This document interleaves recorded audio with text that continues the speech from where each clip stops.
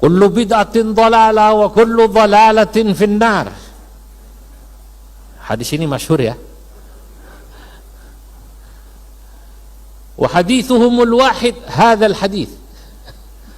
Hadis mereka ini ya ini satu ini yang menyalahkan jenengan-jenengan semua itu. Yang ini katanya selawatan bid'ah, tawassul bid'ah, bikin acara apa bid'ah, maulid nabi bid'ah. Hadisnya satu ini. Wa hadithuhumul wahid hadzal hadits.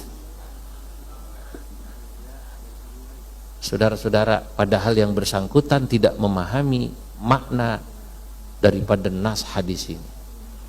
Ketika ada orang bertanya, "Loh, Kiai ini hadisnya sahih." Iya, sahih hadisnya. Tapi makna Anda memaknai hadis itu tidak sahih. Kalau Anda kemudian mengartikan semua bid'ah itu dhalalah, padahal ada wilayah-wilayah adat, ada wilayah-wilayah muamalah, ada wilayah-wilayah ubudiyah. Kita sepakat bid'ah fil ibadah dhalalah. Kalau ngarang-ngarang ibadah yang tidak pernah lam yakulhu ahadun minas salaf wa lam yaf'alhu ahadun minas salaf, yang tidak pernah dilakukan oleh nabi, oleh salaf, betul, saya sepakat. Bab ibadah, saya mau tanya, di Lampung ini sholat subuh pasaran berapa rakaat?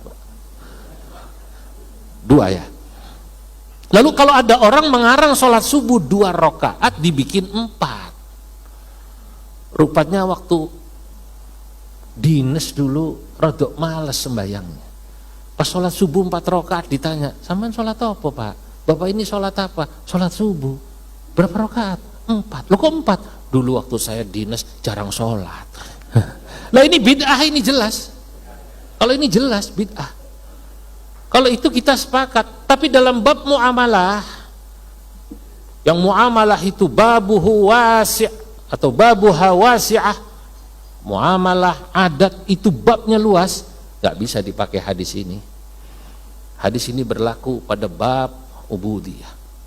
Jadi al-khata' fi fahmin nusus berbahaya. Dulu saya pernah ngaji pada Rois Syuriah PBNU, sudah wafat, Allah yarham, guru saya Dr. Kiai Haji Masyhuri Naim.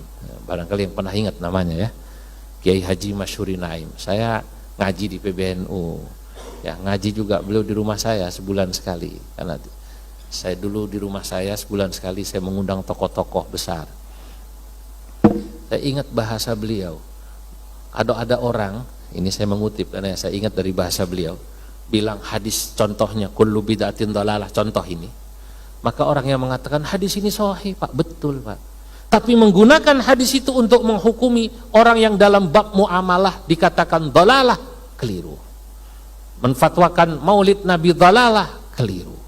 Itu sama seperti orang bilang silat ini tajam, betul silat itu tajam, tapi jangan pakai silet untuk membelah kayu. Yang satu lagi dibilang, ini Pak, golok ini tajam. Saya tahu golok itu tajam, tapi jangan pakai golok untuk nyukur kumis, Pak.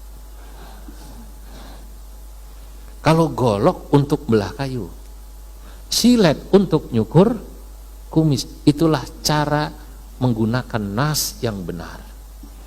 Jadi keliru al-akhta fil fatwa, dalam kitab saya sebutkan salah satunya disebabkan al-khata fi fahmin nusus.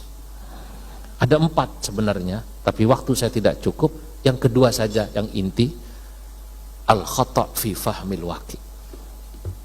Selain keliru dalam memahami nas, maka keliru dalam memahami realitas itu juga akan membuat fatwa menjadi keliru.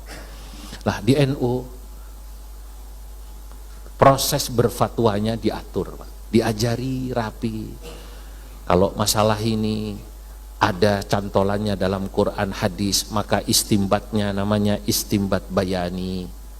Kita baca hadis, kita baca Quran, kita kupas lafadz-lafadznya ini. Ini lafadz am apa khos? Ini amul makhsus, al-amul makhsus, atau al-am yuradu bihil khusus. Ini maknanya zahir apa tidak, itu dibahas pelan-pelan. Ini masalah yang kita bahas belum pernah dibahas dalam Quran dan hadis, tapi ada yang mirip. Seperti Nabi Di Quran ada khomer, maka istimbatnya namanya istimbat kiasi atau istimbat ilhaki. Oh, ini belum ada padanannya dalam Quran dan hadis masalahnya. Ini hadithah, betul-betul baru, Pak. Wah, berarti harus menggunakan pendekatan yang lain, istimbat maqasidi. Istimbat maqasidi. Nah, kadang-kadang dalam hal yang baru ini kita perlu tadi melibatkan para ahli. Saya katakan tadi, ulama nggak boleh sombong, ya. Dengan kuat, wah berarti tambah lama nih Pak. Yang bersangkutan merasa kuat dalam turas. Kadang-kadang ada satu masalah, ulama ditanya dia nggak bisa jawab, malah expert yang bisa jawab, para khubar. Dalam kitab